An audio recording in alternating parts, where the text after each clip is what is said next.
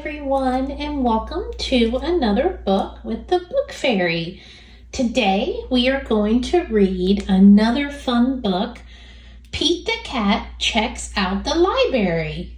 And this one is by Kimberly and James Dean. Let's get into it. Pete's mom is taking him to the library for the first time.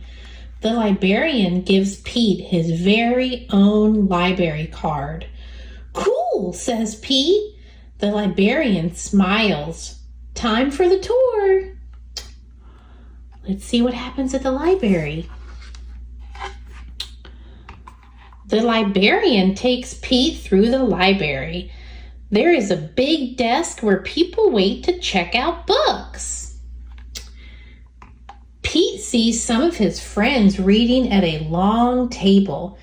It's very peaceful and quiet. How relaxing.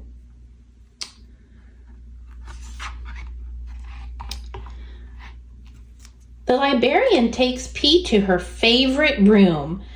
There are lots of Pete-sized chairs and tables and shelves. There are books of every shape, size, and color. "What do I do now?" Pete asked. "Now you read a book," the librarian says. "Which book should I read?" asked Pete. "You can read any book you like," says the librarian. Pete looks around. There are so many books. Pete picks up a book all about airplanes and jets. See the airplane on the cover? Wow, look at that big airplane. He reads it and pretends he is a stunt pilot. He flies a super fast jet and does loop-de-loops and spirals high in the sky. Wow, look at that. Then Pete finds a book with dragons, wizards, and unicorns on the cover.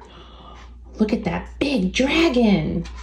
He reads it and imagines that he is a powerful wizard using magic spells and a special wand to defend his castle against a fire-breathing dragon. Wow. Next, Pete opens up a book about spiders and insects. He reads it and imagines that he is a scientist studying all types of critters in the wild. He has to be very still to study some critters and very fast to study others. Then Pete chooses a book with all sorts of scary monsters on the cover.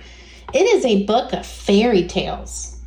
Pete reads it and pretends that he is in a dark, spooky forest trying to outsmart a big, bad wolf. Pete puts that book back on the shelf. It's too scary. Oh, he got scared, didn't he? Pete opens up a book about the pyramids in Egypt. He reads it and pretends that he is an explorer riding a camel across the desert and climbing to the top of a giant pyramid. Look at him way up top.